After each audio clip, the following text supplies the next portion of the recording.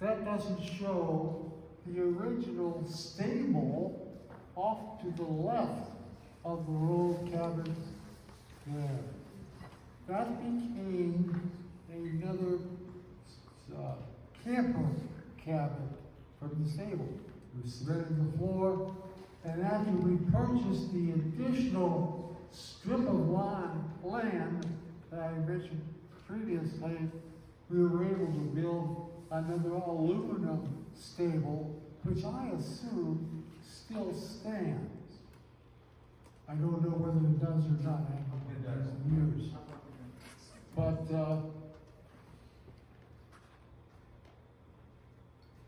what is on 35 next? Okay, that's the other side. Next. That's the hallway in one of the cabins. Each cabin had 4 rooms. The one on the right was usually the counselor's room, and the other 3 rooms were for the campers, with a maximum of 3 beds in each room. And This is not ours. no, it's the same way. No, we have bunk beds. Yeah, we have one bed.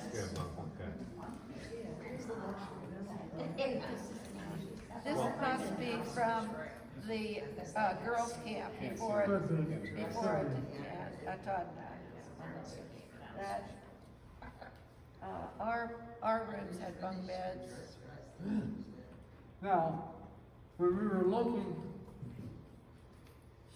71, next, Oh, there's Yeah. the new after the old one. Yeah. in around 1962, the lodge that we saw before, the main building, collapsed with snow loading. Tell them the night before. It was about 1962, and actually I was there for the weekend, and we had a snowmobile, and I had been down to camp to take a look at things, and I had shot off some hanging icicles from the main building. They were hanging heavy. I thought the spotting might be saved. But I did hear a bit of cracking. Well, I thought with temperature changes, we hear them in our house. Things crack a little bit. The next morning, it was down. Completely smashed. The walls went out, the top came down. So that meant in order to have camp, we either had to build a new building or call it quits. So that new building was built on solid ground, cement floors, brick exterior, and it continues, and I don't imagine it's being used for anything anymore. Not nearly as pretty as that beautiful big wood building. We did save the fireplace at the end of the building. Oh, there's the horse. There's 60, yes. What I wanted to show here was in addition to the main camp, Ah-tod-a-nac, we had 2 weeks of additional camping at the end of the season. At a cabin we had south of Youngsville, adjoining State Game Lands 86. We had 100 acres there.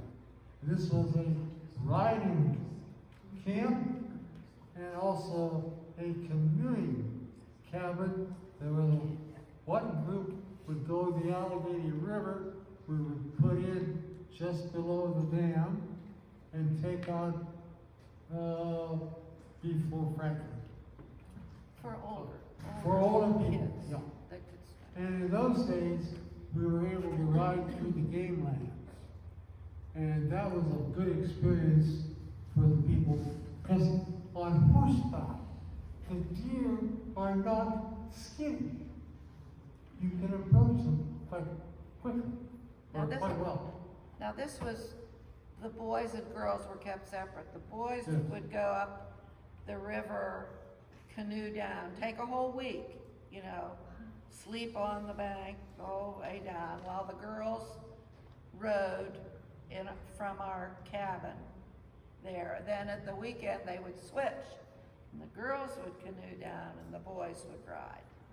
Sometimes we would ride the horses from Canadohta Lake to the outpost camp. Wow. It would take 2 days, about 30 miles.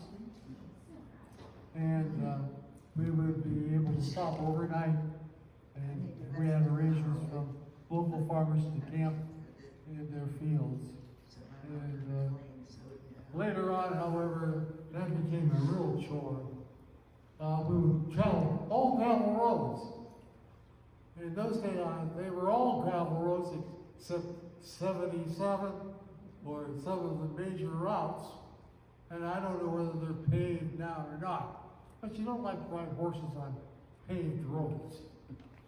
So there were a number of shortcuts that we took.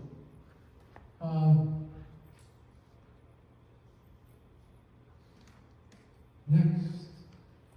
Yeah. That was a group. That was in the heyday. Yeah, that was the enrollment in 1 year. And that includes the staff. And we had good staff stability. In other words, most of the counselors that we had would come back each year.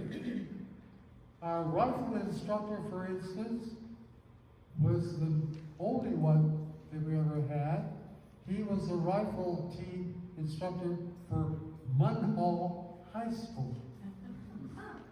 And we were, in those days, we joined National Rifle Association for camps. And interesting, they provided all the ammunition that we used. Now that's drastically changed. That, actually, the NRA is not deemed favorable by a lot of people now.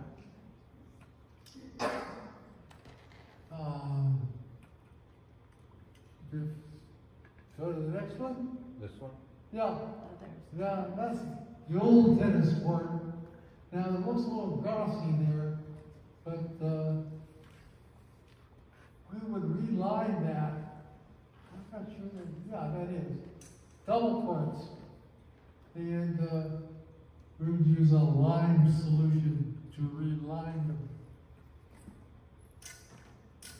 Next. That's the boys' group. I don't know how many kids are there, but I expect 20 or so. Oh, yeah. And all the whole staff. Yeah. Next. Interestingly, Horn's department store in Pittsburgh carried a camping section where people could enroll in camps. Their idea was they would sell the uniforms. Now, I don't know whether you can read it or not, but I thought it was interesting, the cost of the various uniform components.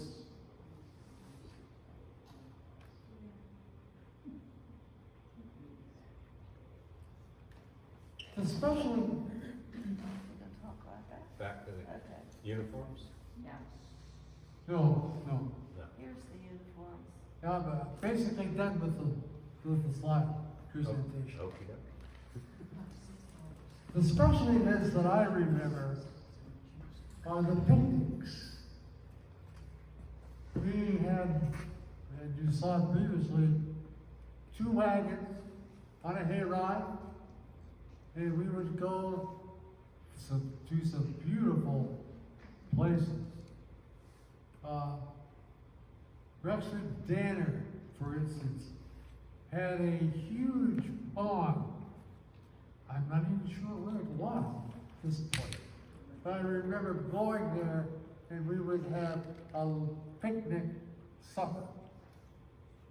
We would go, a fellow by the name of Archie Shreve had a place back in the pines on a beaver dam, and we stayed there long enough for the kids to experience a beaver tail slap.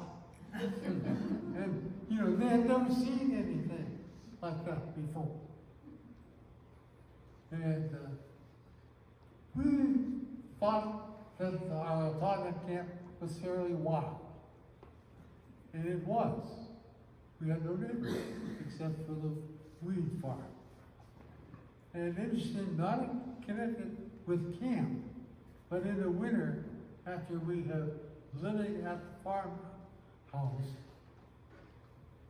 it was wild enough that my father was concerned about a boxer dog chasing the deer. So he was out on a little road that goes down into camp from the farmhouse. And here come a group of deer up through the field and jumping the snowbank, and not far behind them was this boxer dog with a long tail. And there was a 6-foot bank, which this boxer dog leaped without touching it. They killed that cougar over by hand. That's how wild that area was. It was nice meeting you.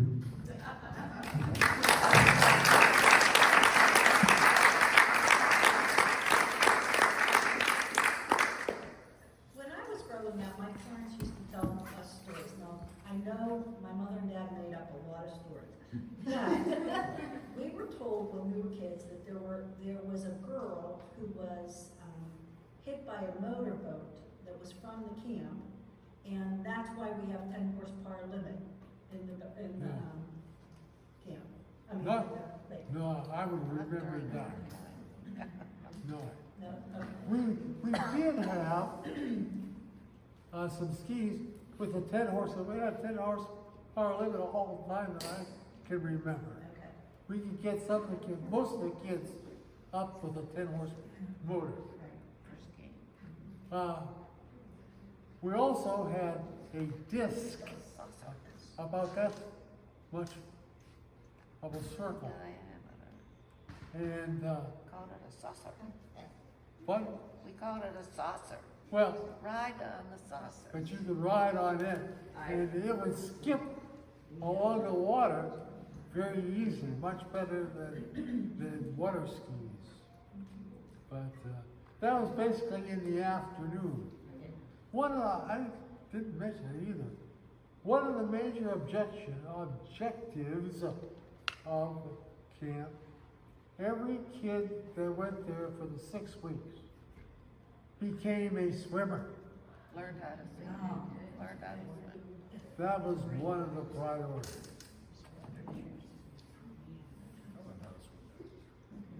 Huh? Okay. Could you give us an idea of the cost and maybe in today's dollars what that would be?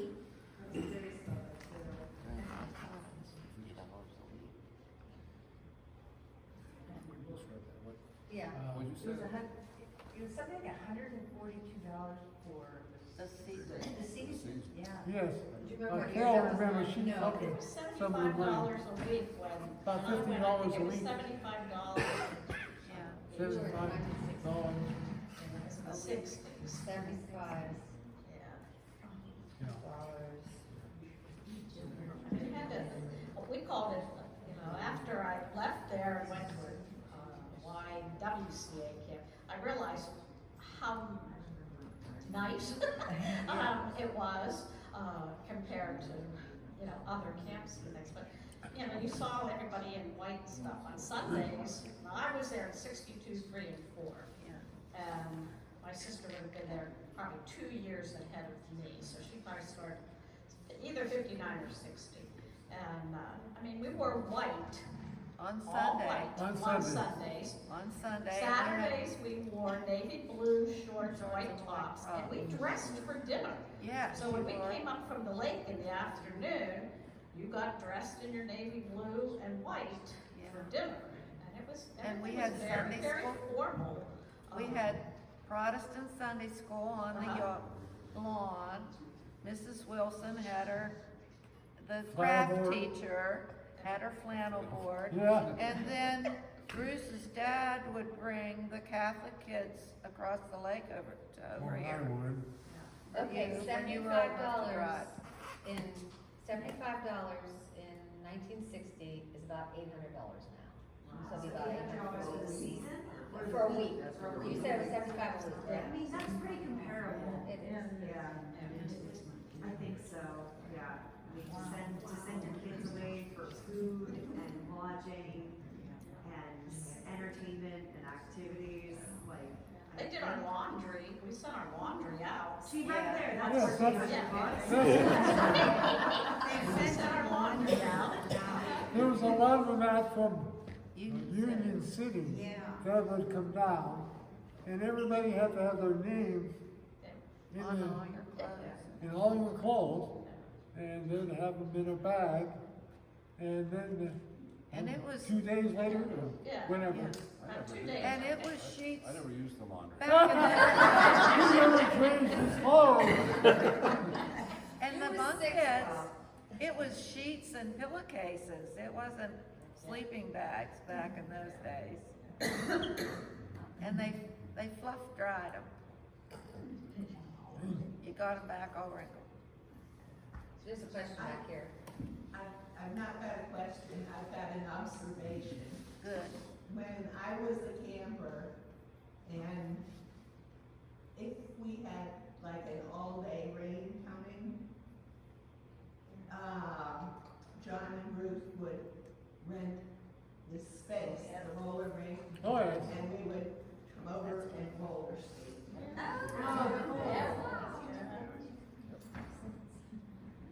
Are there any guarantee that you were here at least once? Yes, that was another plus for the camp. You learned to roller skate. You had to learn to swim because everybody went to the lake every afternoon. That was the only activity of the The afternoon. instruction was all in there. Saturdays, we washed our hair in the lake. Everybody stood on the dock. I mean, that was like mandatory. And you soaked up, and everybody dove in the lake, and now I think, oh, all that was going into that water. You know, It was clean back and then. we didn't have hot water in the cabins. No. There were showers, but it was cold. We didn't But have, we- toilets. But we we went to turned Boys off the Town. hot I mean, we called it Boys Town, and I guess that's where Camp Oakley Yeah, that's what. was, those ones. And there was hot Initially, water over there. initially So, we had, twice a week, I think, on the way up from the beach, you know, from swimming, we would bear off and go to Boys Town. And I mean, and you were like an assembly line, you just like through those showers and out the other end, but that was during the hot showers. initially we had a big boiler in the pump room that we could heat water with. But that was not satisfactory because by the time we got down to the cabins, it was cool off. So what we ended up doing was we bought gas propane heaters for each cabin. And then we had hot water.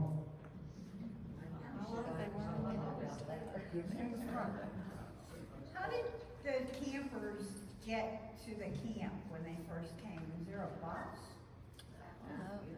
Parents? Okay. There were some campers who sent their luggage, their big steamer trunks via the railroad, and we'd pick them up in Union City.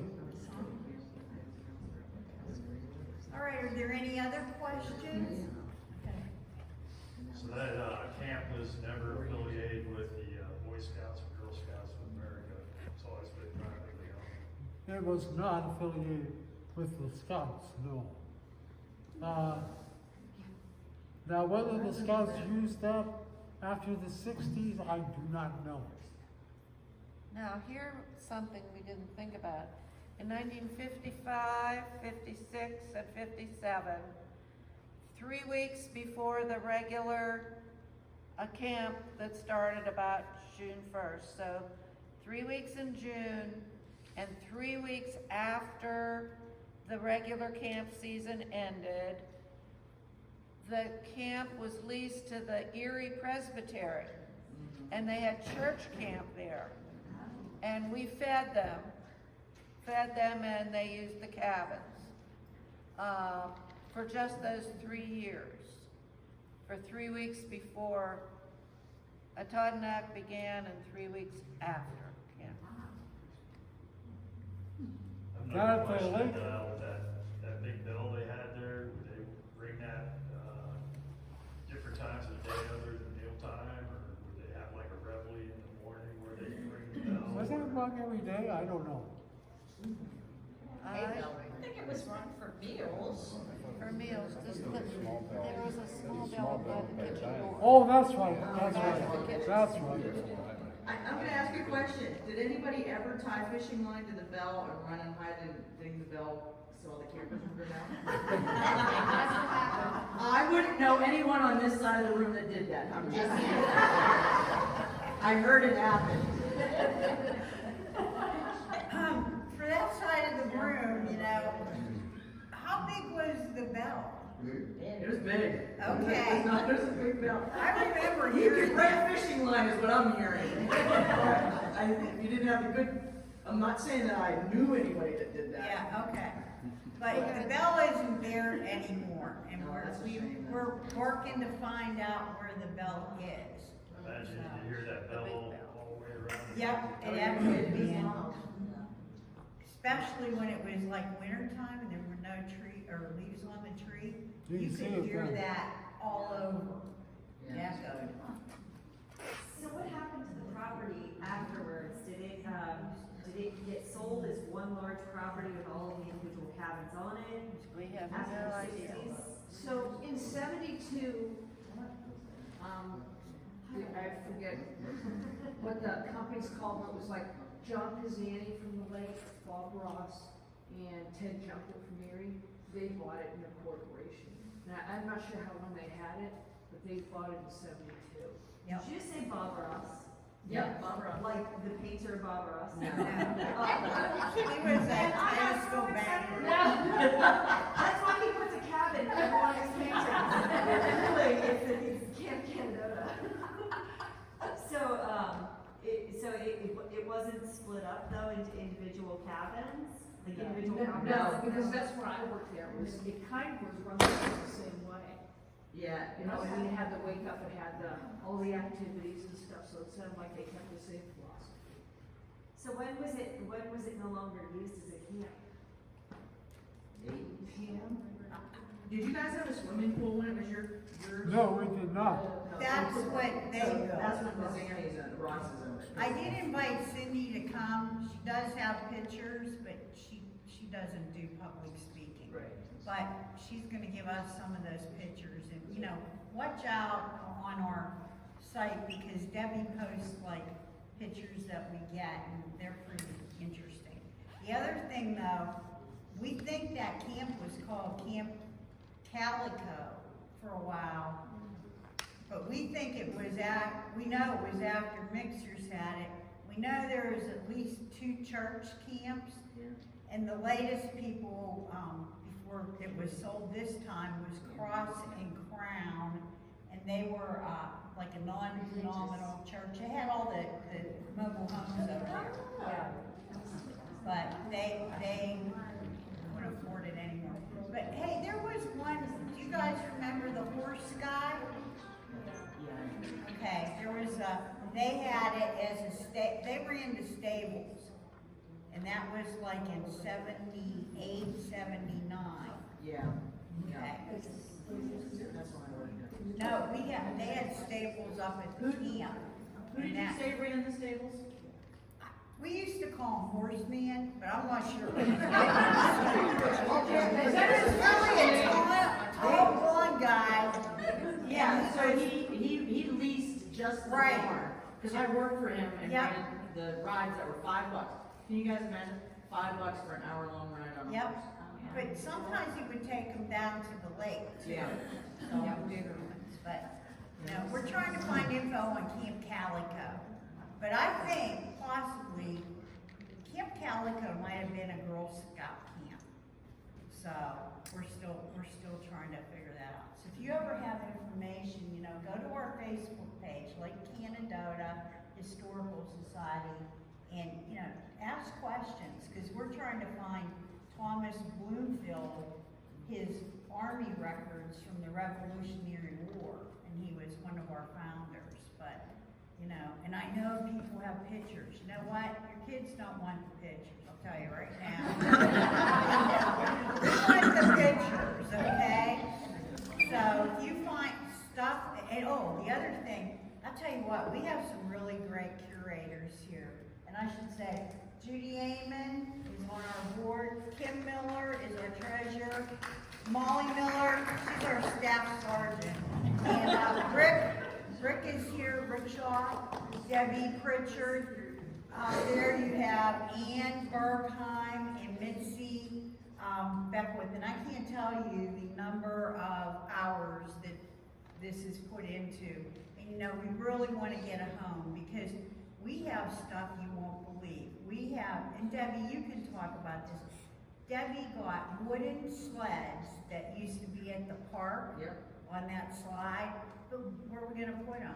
So, we really are looking for high volume donations because our plan is to maybe make a bid for the church, the chapel, and that could be our home because it's all handicapped parking. So, let us know if you have stuff because we're trying to do oral histories too. We want to interview people that have been around the lake for many, many years or this area, and they can tell great stories. I've often wondered whether or not there was enough slope. I think about 500 feet of elevation for a ski slope. Well, there was a ski slope there at one time. Bruno Kowaleski had a rope tow ski slope. Bruno? Kowaleski. Yeah. When you took the camp? But it was up the road. It was up on Shreve Ridge. Yeah, and Debbie saw the old lodge for the ski place is